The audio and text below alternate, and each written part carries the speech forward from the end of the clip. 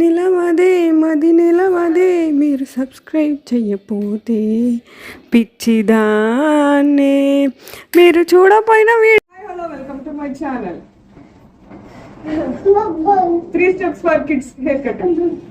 First మనం కృష్ణుడి పిల్లకి వేస్తాం చూసారా, కృష్ణుడి పిల్లకి ఏ హెయిర్ అయితే తీసుకుంటామో ఆ హెయిర్ ని ఇట్లా తీసుకోండి. ఆ దగ్గర క్లిప్పలేదు, మీ దగ్గర ఈ క్లిప్ ఉంటే ఈ క్లిప్ పెట్టండి. ఇట్లా ఈ క్లిప్ పెట్టండి. ఈ రిమైనింగ్ పార్ట్ మాత్రం వద్దు. ఈ రిమైనింగ్ బ్యాక్ సైడ్ ఇది ఫ్రంట్, ఈ బ్యాక్ సైడ్ పార్ట్ ని ట్రిమ్మర్లో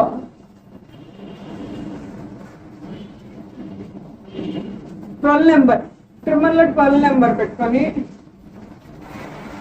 మొత్తం ఇట్లా లేపేసేయండి.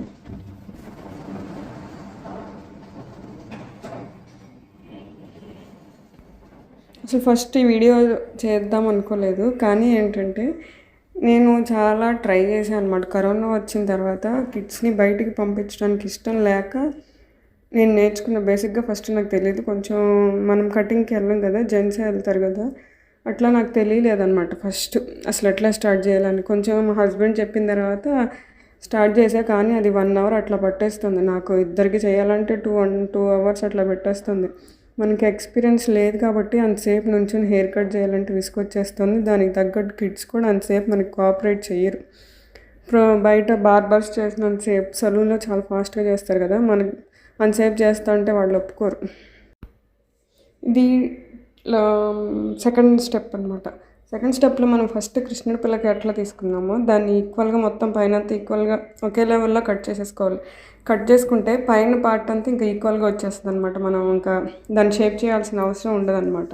ఇది సెకండ్ స్టెప్. నేను ఇట్లా 1 అవర్ వాళ్ళని ఇబ్బంది పడడానికి ఇష్టం లేక నేను దాన్ని సింపుల్గా ఎట్లా ట్రై చేయాలనేది ఇట్లా నేను ఈ 2 ఇయర్స్ చేసి ఇట్లా ఒక ట్రిక్ని ఫాలో అయ్యానమాట, చాలా ఫాస్ట్గా అవ్వటానికి. సో ఇది నేను యాక్చువల్లీ చేయాలనుకోకపోయిన వీడియో, మళ్ళీ వేవ్ వస్తుంది, మళ్ళీ కరోనా వస్తుంది అని చెప్పని అంటున్నారు, మళ్ళీ ఢిల్లీలో కేసెస్ పెరుగుతున్నాయి అంటున్నారు. కాబట్టి కిడ్స్ని బయటికి పంపించడానికి చాలామందికి ఇష్టం ఉండదు. సో ఎవరికైనా యూజ్ ఉండిద్ది అన్నట్టు నేను యూజ్ ఉండిద్ది కదా అని స్టార్ట్ చేసి ఇప్పుడు చూపించాను చూసారా, అది ఆ బ్లేడ్ ఏంటంటే ఇంకా దానికి మనం అది క్లిప్ పెట్టుకోవాల్సిన అవసరం లేదు. సైడ్స్ బ్యాక్ సైడ్ అంతా షేప్ చేసుకోవడానికి ఇది వాడతాం. ఇది థర్డ్ స్టెప్ అనమాట. ఈ థర్డ్ స్టెప్లో మనం చుట్టూ షేపు, సైడ్స్, చెవుల పైన, వెనకాల అంతా షేప్ చేసుకోవడానికి ఈ క్లిప్ వాడతాం. ఈ 3 స్టెప్స్ మీరు కనుక ఫాలో అయితే నాకు తెలిసి ఒక 20 మినిట్స్లో మీకు హెయిర్ కట్ అయిపోతుంది. ఫట్ అని అయిపోద్ది.